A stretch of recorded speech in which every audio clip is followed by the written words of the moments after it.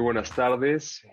Hoy es el quinto programa de la Internacional. Yo soy Miguel Vélez, director editorial de Infoquorum, y como cada semana nos acompaña Emilio López Maitorena desde Berlín. Y hoy tenemos una gran adición, que es Lisbeth Gutiérrez Sauceda. Hola Liz, ¿cómo estás? Hola Miguel. Hola Bien, Miguel. pues la voy a presentar a Liz, que esperamos que sea ya una colaboradora regular del programa. Es especialista en política social y en género y política y sexualidad. Es maestra en investigación en ciencias sociales y específicamente en sociología del trabajo y de la migración con perspectiva de género por la Escuela de Estudios Superiores de Ciencias Sociales de París. También es maestra en análisis y evaluación en políticas sociales por la Sorbona. Eh, Actualmente trabaja para un organismo público-privado, una asociación público-privada francesa, la Federación de los Actores de la Solidaridad, dedicada a la defensa y protección de los públicos con mayor precariedad: refugiados, personas indocumentadas, personas víctimas de violencia y en situación de calle y o exclusión de los derechos sociales. Trabaja como analista investigadora, responsable de estudios realizados por el Observatorio de las Personas en Situación de Calle y el albergue de urgencia en la región parisina, que es coordinado por el organismo en el que trabaja de la mano con el gobierno francés. También es activista por la formación política en temas de género y ha participado en proyectos diversos en instituciones educativas y tiene un proyecto personal ahorita desarrollándose.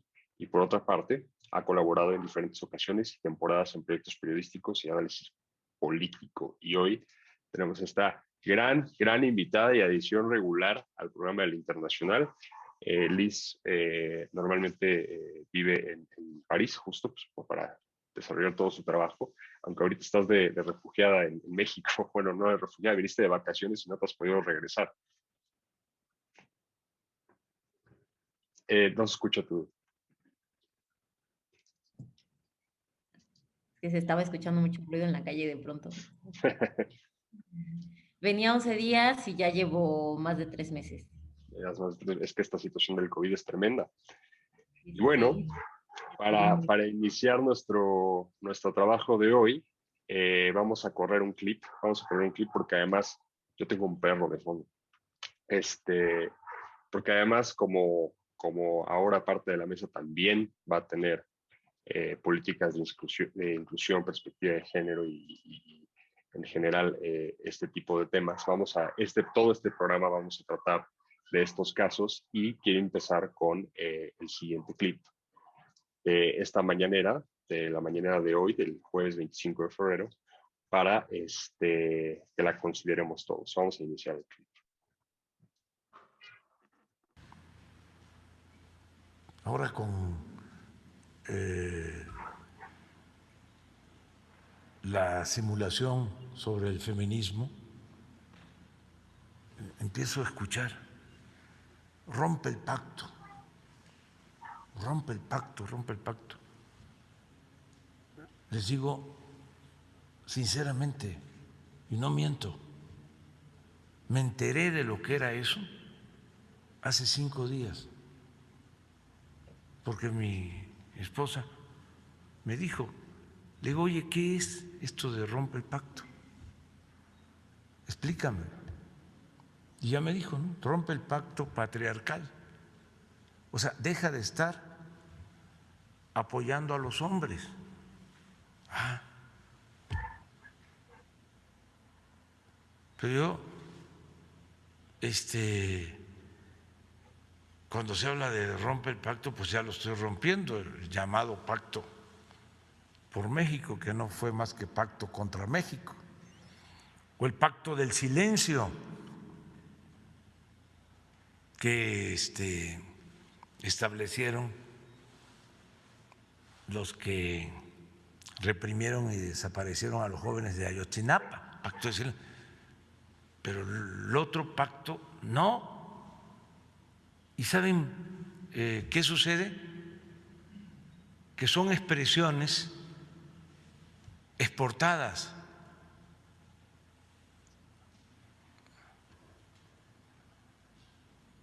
Importadas.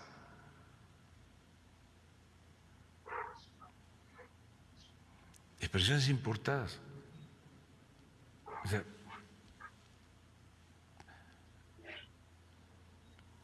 copias, o sea, ¿qué tenemos nosotros que ver con eso?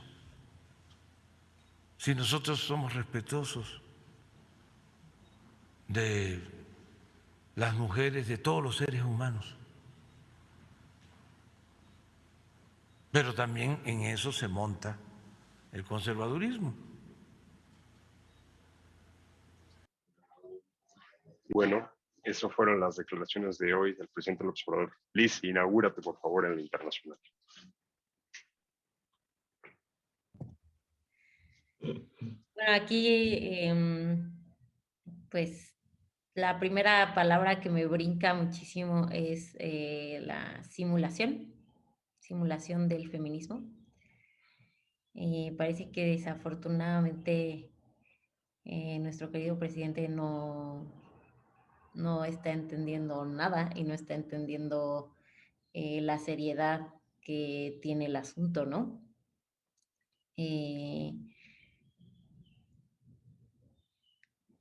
Que el pacto es dejar de apoyar a los hombres, no es dejar de apoyar a los hombres, es dejar de apoyar la opresión contra las mujeres y el abuso de poder y el abuso de las posiciones de poder, el uso de las posiciones de poder para abusar de las mujeres y para beneficiarse de las mujeres. Sí, ahí quisiera preguntarte, ¿podrías caracterizarnos el pacto patriarcal? Porque bueno, claramente, o sea, yo también veo el video del presidente y digo, es que es en eso el pacto, el presidente, o sea, pero ¿qué es el pacto patriarcal para la audiencia? El pacto patriarcal es un cúmulo de convenciones y acuerdos implícitos de lo que se habla y lo que no, lo que es importante y lo que no, quién dice la verdad y quién no la dice, ¿no? Parte del pacto patriarcal es, pues, el silencio, ¿no? Que él dijo que nosotros el silencio, o sea, señor presidente, usted es el primero en, o sea, lo más pacífico que había hecho era mantenerse en silencio y ahorita habló para lo peor, ¿no? Pero el patriarcado es, para empezar, el patriarcado es ese sistema eh, político y económico que tiene a un grupo, que son las mujeres, oprimido y explotado por otro grupo, que son los hombres, ¿no? Ese es, y, y el pacto patriarcal es ese acuerdo implícito que todos podemos llegar a tener con eso, ¿no? Ser parte del pacto patriarcal es no decirle a tu amigo que pues está teniendo una conducta abusiva, ¿no? Cuando tú estás siendo testigo de eso. Parte del pacto patriarcal es decir que 3 acusaciones de violación no son importantes y querer hacer caso omiso de 3 víctimas que están hablando, ¿no? El pacto patriarcal es también denostar a las víctimas, ¿no? Y buscar maneras como de justificar si se lo merecían, si no se lo merecían, o razones para decir que lo que están diciendo ellas es mentira, o buscar los motivos por los que ellas estarían mintiendo. En este caso, pues es el asunto de que pues es como un complot en contra de Salgado Macedonio, o sea, en contra suya, porque es su compa. Y el pacto patriarcal es justamente cobijar a tus compas por tus propios intereses políticos, ¿no? O intereses económicos, o intereses sociales simplemente, ¿no? O sea, mantener tu red de apoyo en el mantenimiento del poder. Y luego, ¿cómo ves esto de expresiones importadas? O bueno, decía exportadas, después dijo importadas. un poco críptico, obviamente. Tal vez me parece interesante que López Obrador tiene claramente ahí una manera de entender las cosas que sale muy claramente a relucir en este asunto, que es que lo primero en lo que él piensa cuando piensa en pacto es pacto contra México. Bueno, para llamarlo ahora a nosotros, pacto contra México, ¿no? Por lo que fue. Entonces, digamos, eso es interesante porque sí demuestra en este caso como una cierta falta de capacidad de entender lo que es la sistematicidad del patriarcado y como las imbricaciones que tiene pues que tiene el patriarcado como forma de dominación, pues precisamente con aquello que yo entiendo que es su programa político también, pues querer destruir, y para lo cual sin duda ha tratado de dar algunos pasos y, digamos, ha llegado mucho más lejos de lo que llegaron cualquier otro antes que él. Por eso digamos que en cierto sentido se siente en cierto sentido justificado al sentir que está, pues, que puede llegar a ser injusta esa crítica, pero pues obviamente no es ese el asunto, ¿no? O sea, también sí me parece un poco como una lectura un poco equivocada en general, pensar que esta cuestión no puede ser una crítica que le viene como desde la izquierda, o sea, que es obviamente que ese es el punto, ¿no? Eh, es obvio que también tiene razón en el sentido de que hay o sea, hay una gran cantidad de oportunismo político por la derecha que quiere hacer como si que quiere redescubrir o encontrar su feminismo inexistente. Y obviamente, pues, es algo que López Obrador quiere señalar, pero a la vez sí no ayuda mucho desviarlo enseguida la crítica que puede venir desde la izquierda hacia ese camino, ¿no? Sí, en ese sentido, pues es un problema sistemático también, o sea, hay que decirlo de cualquier manera, esa ceguera es un problema sistemático en la izquierda también, la ceguera al patriarcado, a las estructuras del patriarcado, o sea, digamos, es como no es un caso aislado, eh, y por eso sí es importante, sin duda, que se le siga exigiendo. Ahora, sobre la expresión del pacto, sí, o sea, yo no sé dónde salió precisamente, si se inventó exactamente esta expresión, si es que tiene inventores o inventoras, eh, y en qué sentido podría ser, o cómo es que él puede llegar a creer que esto es un estilo de cooptación por parte de la derecha únicamente, de un tema que no es solamente, pues, criticable desde la derecha, o que en cierto sentido solo es criticable desde la izquierda, Ujú. desde más a la izquierda de AMLO.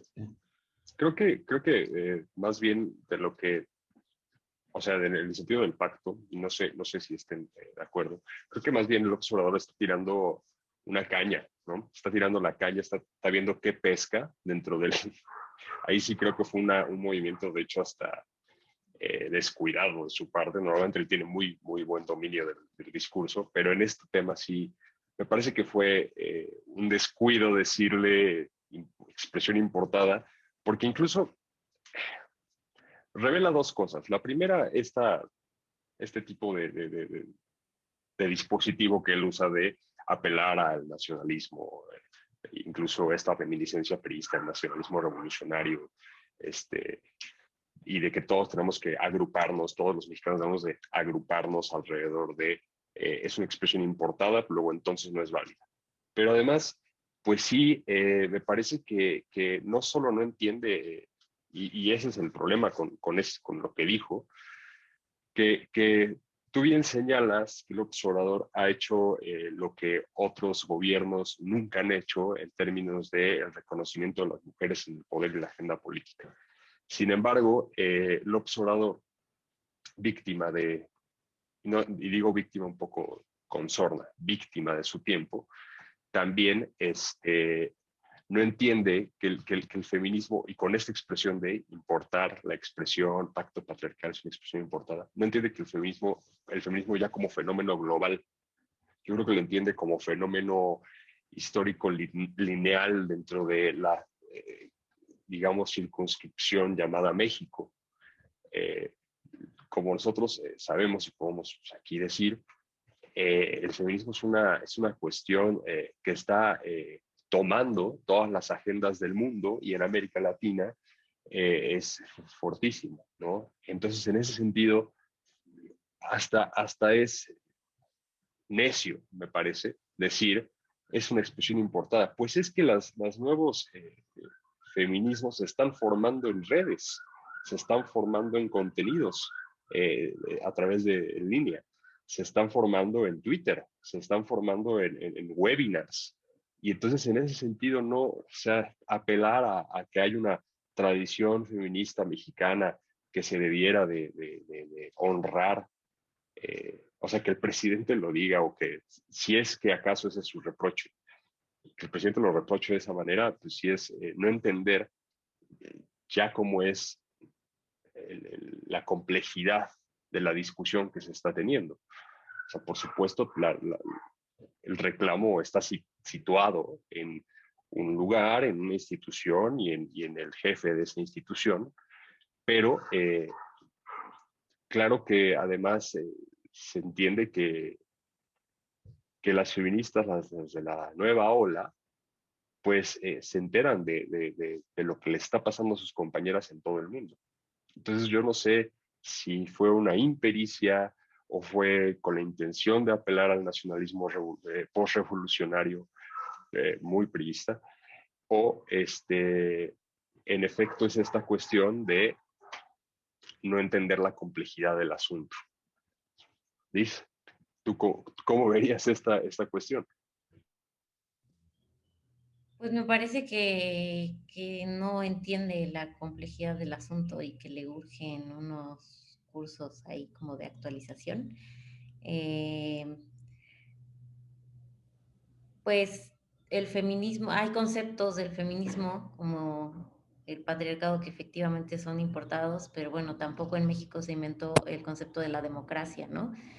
Entonces, que me parece un argumento, pues, que no tiene ninguna validez. Además, bueno, está completamente cegado al hecho a ver cómo se entrelazan el capitalismo y el patriarcado como sistemas, ¿no? Que uno no puede existir sin el otro, además. Y, y eso es algo que no, que actualmente es muy importante ver si lo que quieres es un proyecto de país que haga un contrapeso al sistema que impera en el mundo, que es el capitalismo, tienes que tomar en cuenta todo el entramado que tiene con el capitalismo e incluso con, con el régimen racial incluso, ¿no? Que es diferente en cada país. Ahora vamos a dar un poco un giro de veleta y hablar de esta ¿Me acusación de permitiría? específico. Sí, claro, claro. Es que hubo algo que estuve pensando también estos últimos días y no sé, me parece tal vez nada más interesante como comentarlo. Eh, no tiene nada que ver con nada de lo que ha dicho Liz en el sentido de que obviamente tiene razón y ya. Es como- eh, pero es que estaba pensando como, o sea, justo esta semana estuvo, que tengo entendido, Fernández, Alberto Fernández. Fernández. Sí, Alberto Alberto Fernández Fernández. estuvo en México, ¿no? Y bueno, igual me pareció interesante que obviamente una de las noticias más sonadas en torno al feminismo en Latinoamérica ha sido efectivamente que en Argentina pues pasaron leyes para la permisión del aborto, etcétera, para la despenalización, lo que sea. Em, sí, me parece, todos sabemos que López Obrador siempre ha tenido una posición ambigua con respecto a, por ejemplo, un tema como el aborto, que en cierto sentido en la Ciudad de México se permitía, pero que él dice que se tiene que decir, que lo tiene que decir, se tiene que decir como casi que por consulta democráticamente o como se entiende eso. Y me parece como que esto en general se relaciona un poco, a veces pienso como con este coqueteo que también López Obrador ha tenido como con el discurso religioso, sin duda alguna. Digamos que en un cierto momento tuvo esta como cosa infame y un poco ridícula de que estaban aliados con el PES. Y, y eso es como en general me parece como una solución como muy, sí es una solución interesante. Obviamente me parece una solución que no puede sostenerse y que es equivocada, pero lo entiendo como que me parece que lo estaba como que tratando de entender un poco como esta cuestión de que podemos ver como en el continente estos movimientos evangelistas han agarrado mucho poder, ¿no? Como digamos el caso de Bolsonaro siendo lo máximo, la máxima infamia. Y en el caso como es como si López Obrador estuviera tratando de agarrar un poco de este discurso y de alguna manera al darles algo, sí hay como se evita que se puedan radicalizar tanto hacia la derecha, pero a la vez como que se zanja un poco el propio camino que tendría que tomar eh, sí, pues sí, para poder realizar lo que es un proyecto de emancipación también feminista, que tiene que serlo, eh, como el que se propone, creo, tiene que proponerse.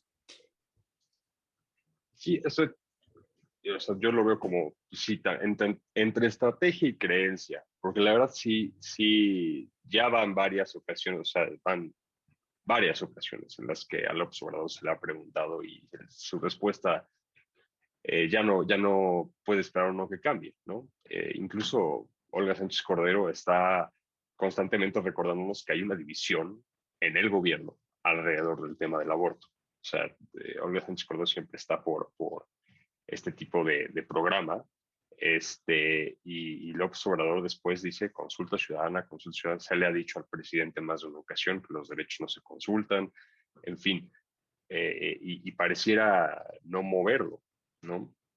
Y quisiera, de hecho, entrar en materia de lo que se le está pidiendo al presidente, o sea, el caso de Félix Salgado Macedonio. O sea, digamos, todo esto tiene que ver con lo del hashtag rompan el pacto, tiene que ver con esta candidatura que muchos han calificado de impresentable, que incluso desde la izquierda desde la izquierda, desde Morena, desde su partido, hay un grupo muy grande de mujeres firmantes que están exigiendo al López Obrador que haga una demostración pública de romper. O sea, digamos, porque aquí ¿qué va a ser la caracterización? Por supuesto, el presidente de la República no es el presidente de su partido, no puede, no sería constitucional. Pero obviamente se entiende que hay eh, pues hay una casi fe en, eh, en la figura presidencial, porque pues él es el fundador, dirigente, caudillo de ese movimiento y de ese partido. Y entonces, claro que entra esta suspicacia, que creo que yo es fundada, en decir, es que el presidente lo tiene que hacer para que el partido, de cierta manera, lo haga. Y entonces, pues ese acto simbólico de que le están diciendo rompa el pacto, denuncie que no esté de acuerdo, es lo que es la exigencia. Ahora, a Félix Salgado no lo acusaron hace 4 años, lo llevan acusando más de 20. Y la cuestión más relevante que se supo por parte del fiscal Javier Olea, y aquí es donde se destapó, digamos, todo, es que él fue titular de la Fiscalía General del Estado de Guerrero y se le ordenó, básicamente, por el hoy gobernador Héctor Astudillo, que ante la última denuncia no hiciera nada, que le enviara a la congeladora. Es la fecha, y estoy hablando de que en enero pasado, el 7 de enero pasado, la Fiscalía dijo que iba a reabrir la carpeta de investigación y es la fecha en la que no vemos avances. Entonces, está el proceso electoral, claro, está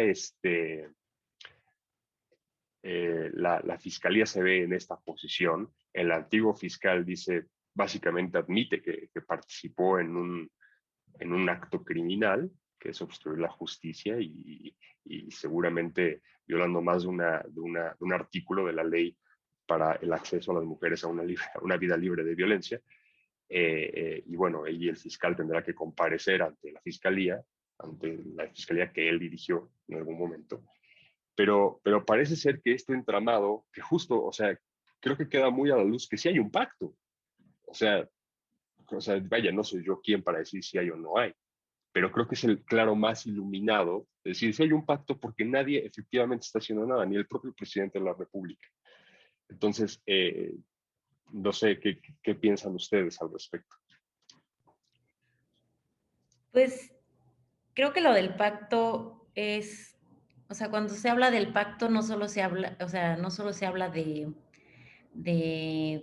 presidente y los demás políticos. El pacto tiene que ver con cómo entre hombres poderosos y no tanto se ha hecho toda o sea, como que hay esta costumbre de hacerse tapadera de todo y de simplemente no tomar en cuenta las denuncias de las mujeres, ¿no? Víctimas.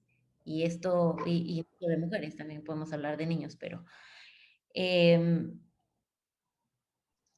también, pues, o sea, Salgado Macedonio no tiene nada más este historial de violador, ¿no? También tiene este historial de haber fomentado y avalado que Acapulco se convirtiera en un burdel. Para la Eh, trata, el narcotráfico. Trata de personas, estamos hablando de menores de edad, ¿no? Entre 2005 y 2008, que fue alcalde de Acapulco, eh, pues había una trata de niños descarada, ¿no? Y esto fue destapado por, ¿cómo se llama este periodista? Juan Manuel Estrada, y que incluso casi desmantela una red de prostitución enorme.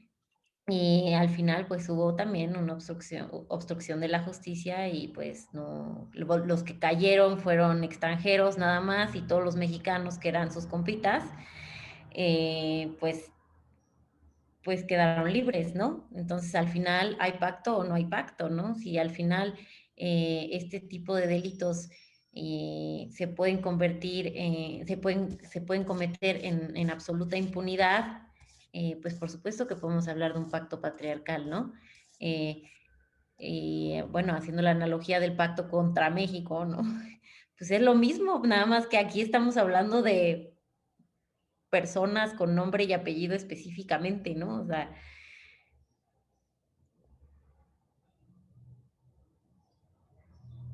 Sí, ay, perdón, es que pensé que ibas a seguir. Sí, o sea, ahí, hay muchos casos y sobre todo sabemos que, bueno, desde los años 50 Acapulco es un nido de, de todas estas prácticas gangsteriles, ya sea justo los giros negros, ¿no? Es decir, los prostíbulos, los table dance, las escorts, ¿no? Y todo lo que está asociado, toda la actividad ilegal que pudiera y muy probablemente lo esté asociada a esos giros. Es decir, trata de mujeres, trata de niños y niñas, ¿no? Pornografía infantil en tanto producción como distribución, drogas, armas. Y bueno, justo Anabel Hernández recordaba en enero pasado que esto, digamos, Salgado Macedonio, exacto, sobre él pesan no solo estas acusaciones, sino también las acusaciones que ella misma hizo mediante su trabajo periodístico, de que la gente del cártel de Sinaloa se reunía con Félix, bueno, no con Félix, perdón, con la gente de Félix, con la gente del ayuntamiento de Acapulco, en un table dance, en un lugar de striptease, y que se reunían regularmente. Incluso, digamos, él fue alcalde durante los inicios de la guerra contra el narco. Y no hay que olvidar que se separó después de la política y dijo, ya no quiero hacer nada, pero ahora vuelve y vuelve en las elecciones pasadas y se vuelve senador. Y es un personaje muy peculiar en el sentido de que él ha dicho incluso en entrevistas, ¿no? Yo sí soy machista y sí soy borracho, o sea, en fin, quiero decir peculiar para no propiamente decir pues, alguna grosería aquí para nuestro público, pero quiero decir que más bien es un impresentable.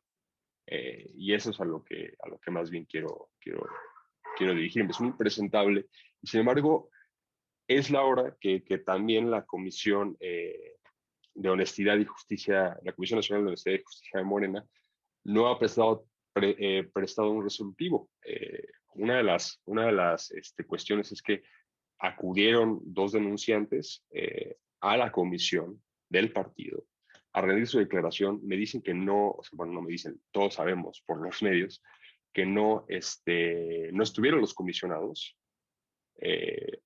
sino pues nada más su cuerpo jurídico, porque el cuerpo jurídico quiere, digamos, la explicación oficial es traducir lo que dijeron las denunciantes para hacer un análisis de qué leyes se pudieron haber violado, en fin. Pero es la hora en la que no hay un posicionamiento tampoco desde Morena en su máximo órgano.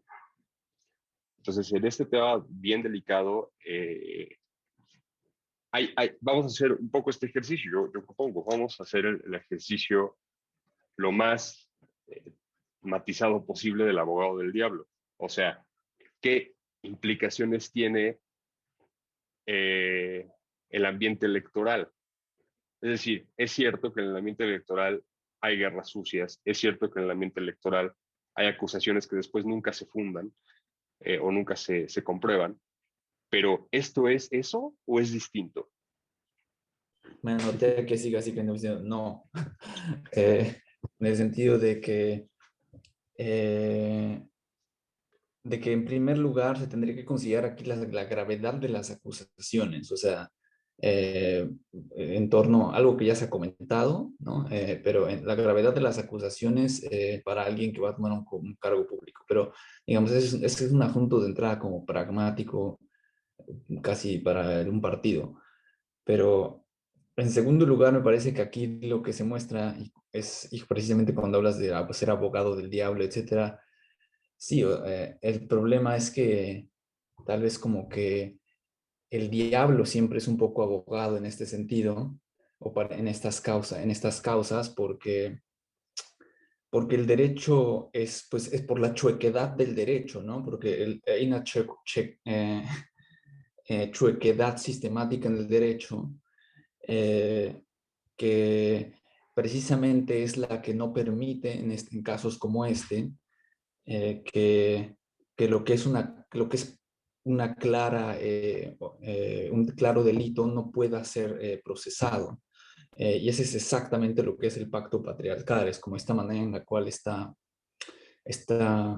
metido en el mismo sistema de derecho, que hay ciertas voces que no se escuchan, que no tienen la misma legitimidad, etcétera, eh, y que por lo mismo no, o sea, hay toda una serie de estructuras que no permiten que esto proceda, y ese es el problema. Entonces, como que refería al derecho, para decir, el derecho tiene que encargarse de resolver esto, ese es exactamente algo que el mismo López Obrador entiende muy bien que no tiene mucho sentido en muchos otros casos, por ejemplo, en el de los expresidentes, donde queda clara que se han cometido crímenes, pero para los que, sin embargo, las estructuras del sistema de derecho de la ley no están preparadas para juzgar precisamente porque están corrompidas, porque esa misma letra es exactamente como expresión de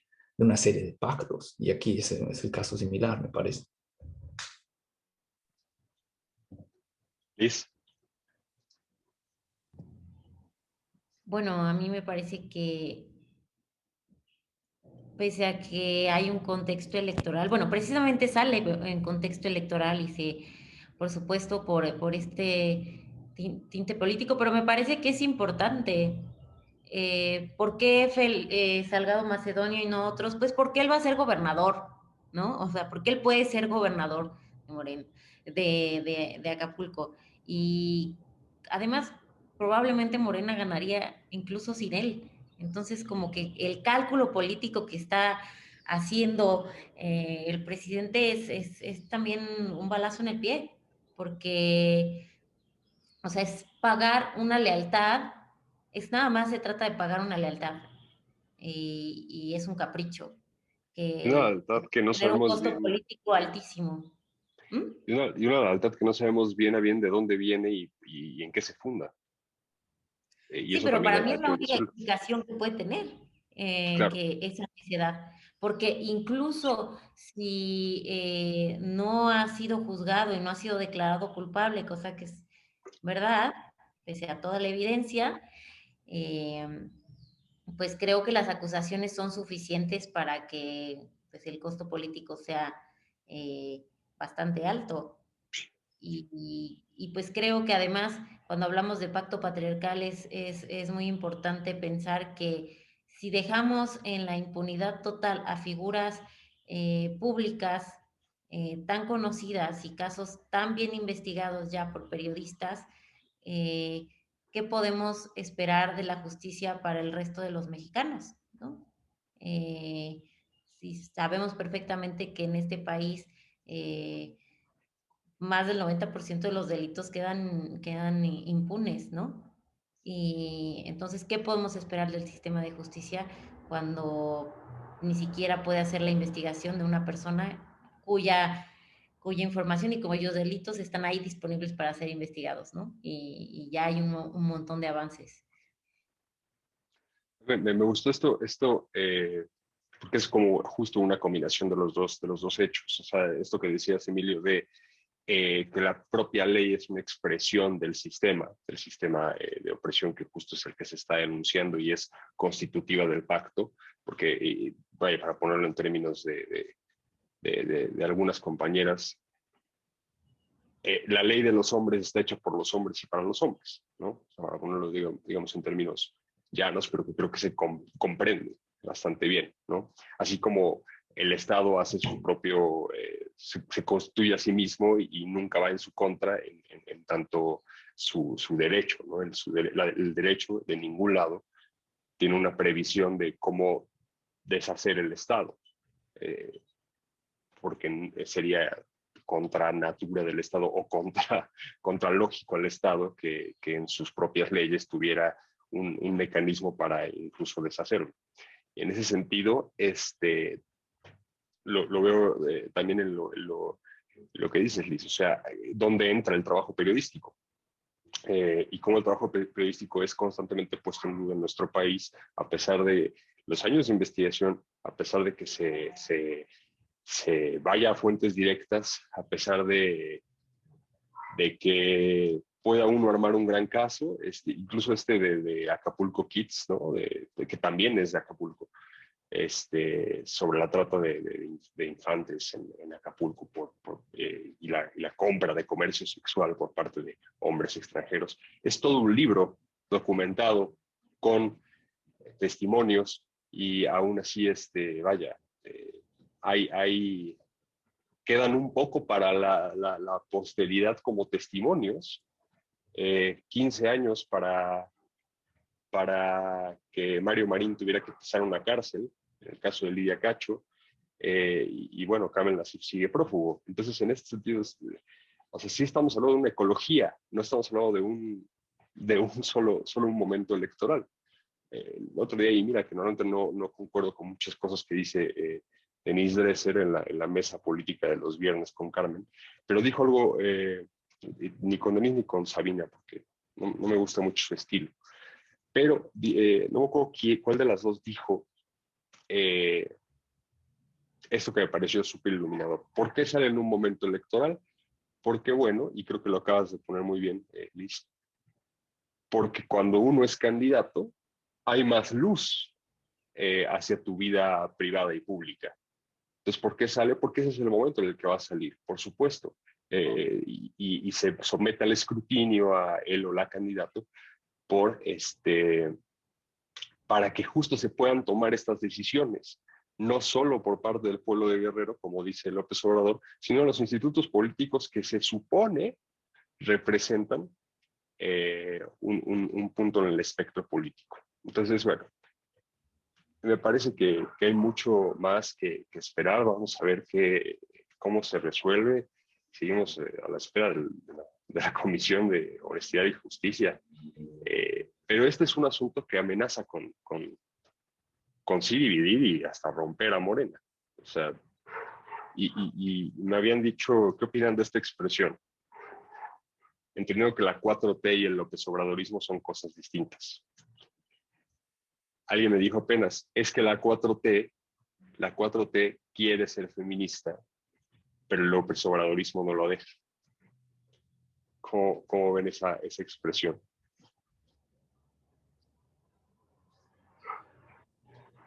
Híjole, pues yo creo que si no es exacta, por lo menos sí le da un poquito a la descripción de la situación dentro del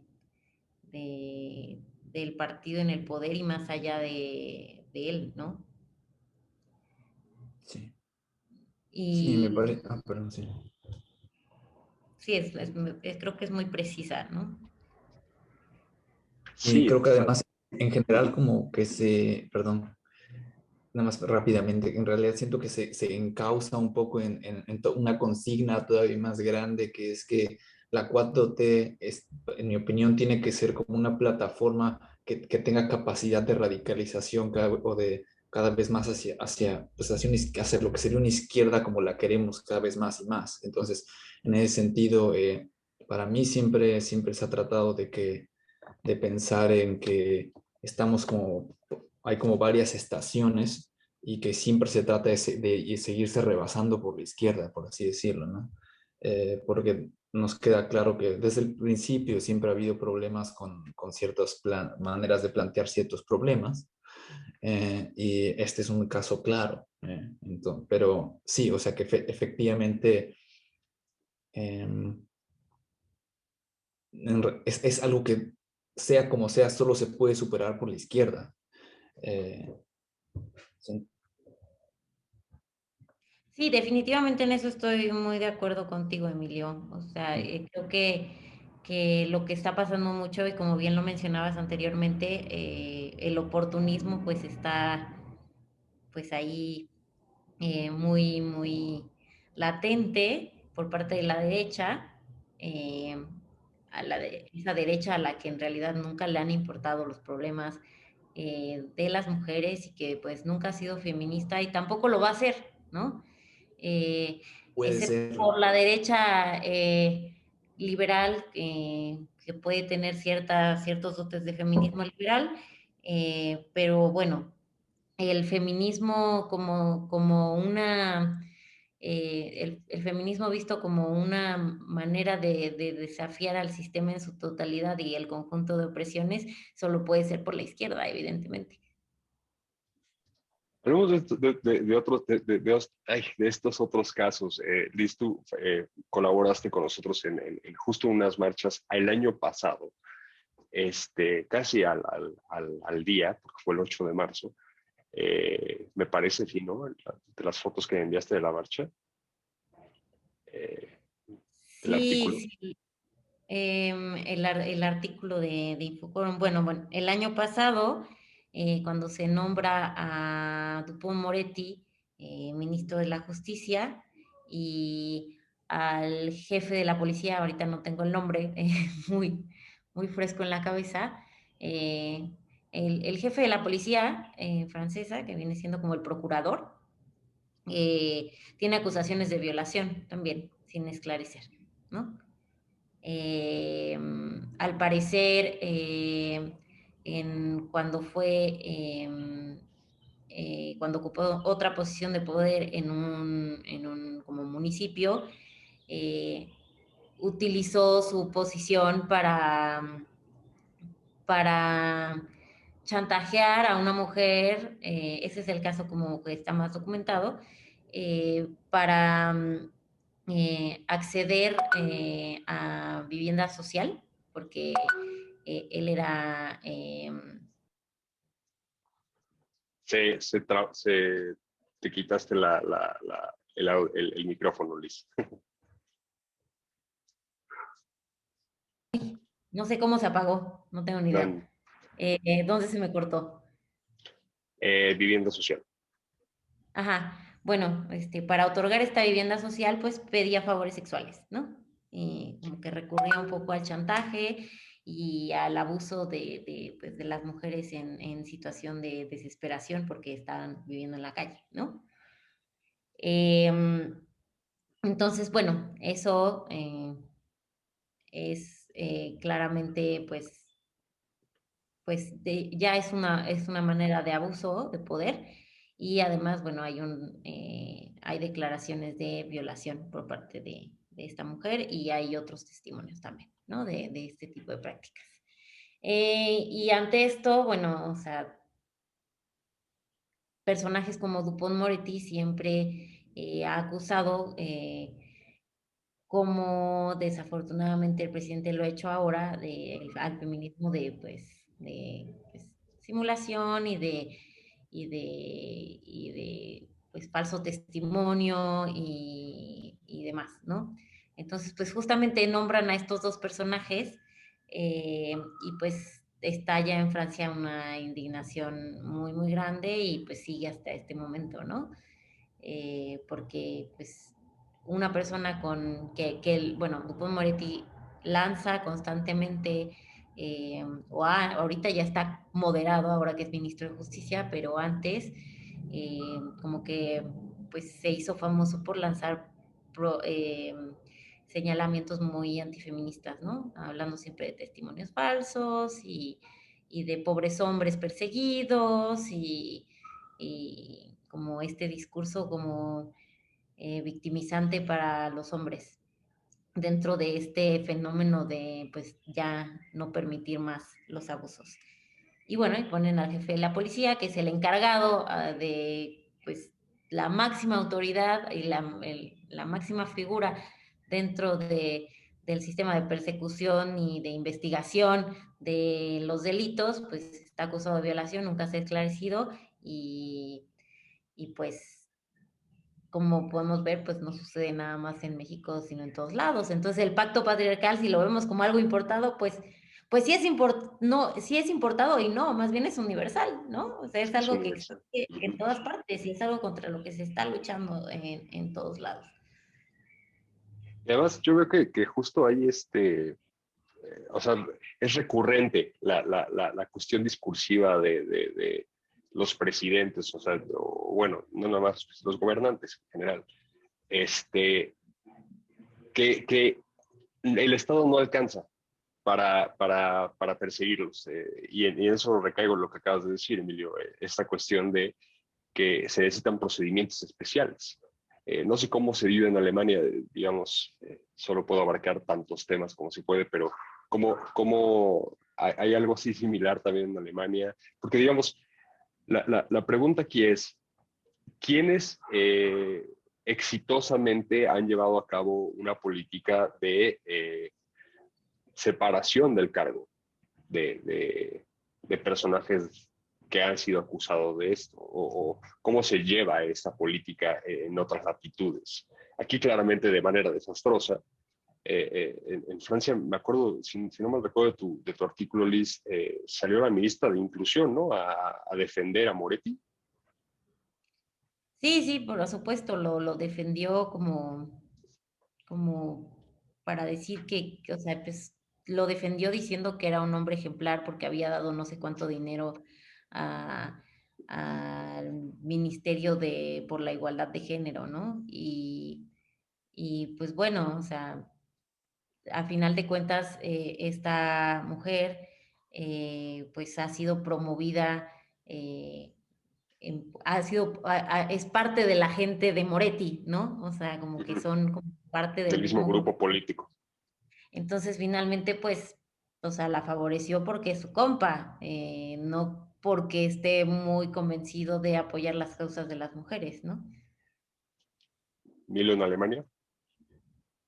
La verdad es que no tengo mucha información concreta, o sea, no veo razón para pensar que el problema esté particularmente resuelto en ningún lugar del mundo, Claro. porque las causas son sistemáticas de cualquier forma. Em, Todos los países, pero digamos, este tipo de problemas pues como que se repiten en muchos niveles, ¿no? Y pues lo que puedes ver en un lugar te puede dar una idea de cómo se manejan otras cosas. Y por ejemplo, casos más sonados que son analógicamente lo mismo, que obviamente son problemas diferentes, sería como, por ejemplo, cómo trata el sistema de justicia aquí los casos de extremismo de derecha y lo que es como la completa incapacidad del sistema para, eh, pues sí, para procesar adecuadamente ese tipo de casos, por ejemplo. Y entonces, eh, aquí no ha habido últimamente al menos casos tan sonados como este que menciona Liz, eh, en Francia, que es, pues, es infame. Es como digo, o digamos que no sé, es como extremadamente familiar de cualquier forma. Pero pues sí, o sea, bueno, no conozco casos de tantos de tipo aquí, pero no hay razón para creer que no ocurra. No hay razón para creer que no ocurran, pero además no hay razón para creer que se tenga resuelto, efectivamente. Por ejemplo, y para terminar la mesa, ha hablado de que sucede en varias escalas y, digamos, es un problema también recursivo en ese sentido, en varios niveles. Eh, Acaba de llegar, ¿no?, la noticia hace una hora. No sé si están al tanto de este caso, Nat Campos, una youtuber, que denunció a su violador en redes, que es otro youtuber. Y acaba de llegar la noticia de la Fiscalía, ¿no? De la Fiscalía de la Ciudad de México, que ya lo detuvieron, ¿no? Después de que él lo negó todo, en fin, de que salieron hombres amigos suyos a defenderlo, ¿no? Y ya está detenido, pero lo digo porque hay una cuestión ahí yo creo que de debate, pero que sabe muy rápido porque se nos acaba el tiempo. Eh, ¿Qué hacer con este tipo de denuncias? O sea, ¿qué hacer en el sentido de, hay denuncias que se hacen en la fiscalía y a pesar de que la baraja está en contra de las mujeres que van a denunciar, hay mujeres muy valientes que van y se revictimizan y llevan, o sea, digamos, el sistema los revictimiza, pero vaya, ellos pasan por un cuestionario terrible de las fiscalías para asentar por la ley su denuncia. Y eso digamos, es el método que todos los hombres dicen, ay, pero denuncia bien. Pero después están estas otras denuncias, que son las denuncias que se hacen en redes, que no quita que no hagan la otra, sino que lo pongo como otro nivel, que se hacen en redes, se hacen de manera pues un tanto muy espectacular, o sea, suenan mucho, tienen mucho arrastre, pero hoy vemos una que tiene consecuencias. En Estados Unidos empezaron a hacerse como mucho este tipo de denuncias vía Twitter, vía redes sociales, y los gobiernos, muy curiosamente los gobiernos, las autoridades, no hacían nada. Más bien eran las empresas privadas, sobre todo en el caso de todo el Me Too en el mundo del espectáculo, más bien las empresas privadas, los grandes consorcios de medios, de cine, dejaron de contratar a actores, los quitaban de su cartera de clientes, los incluso sacaban de películas y catálogos de películas en plataformas de streaming. ¿Cómo podemos entender estas dos realidades de la denuncia? Esa es mi pregunta para terminar. Creo que en ese tipo de denuncias, bueno, por una parte, que una denuncia social, desde el punto de vista social, tenga consecuencias ya con la justicia, pues es un caso eh, bastante inusual. Sin embargo, bueno, yo supongo que la policía estar haciendo su investigación ahorita porque fue un caso sonado para suerte de esta víctima. Eh, por otra parte, yo creo que sí es muy válido y muy necesario que se hagan las denuncias de manera pública cuando la justicia no responde, sobre todo, eh, y cuando no puede haber respuesta de otra manera, porque creo que esta respuesta de las empresas forma parte de una sanción social, y creo que es muy importante que empiece a haber más allá de la política de la cancelación, porque la cancelación es una cosa, no se trata de cancelar a todos los autores y políticos que ya se murieron, ¿no? Y cancelar todas las obras artísticas, y, o sea, porque cometieron tal o cual abuso hacia las mujeres. Eh, eh, Claro que hay que tomarlo en cuenta y hay que tener esta visión crítica y esta revisión crítica de la historia y el patrimonio cultural, eh, pero creo que hoy en día la sanción social es muy importante cuando tenemos sistemas de justicia que siguen funcionando dentro de este pacto patriarcal. Ahorita estaba recordando la consigna durante estas marchas del año pasado en Francia, era eh, pues era un violador en la policía y un cómplice en la justicia, ¿no?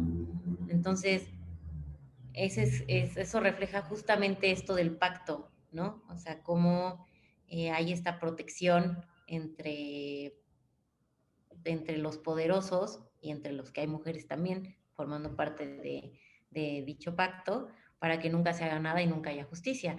Y el problema también es que estas denuncias en redes pues también se pueden prestar eh, en ocasiones para que se abuse de ellos. Sin embargo, sabemos que solo un porcentaje muy pequeño de las denuncias son falsas, ¿no?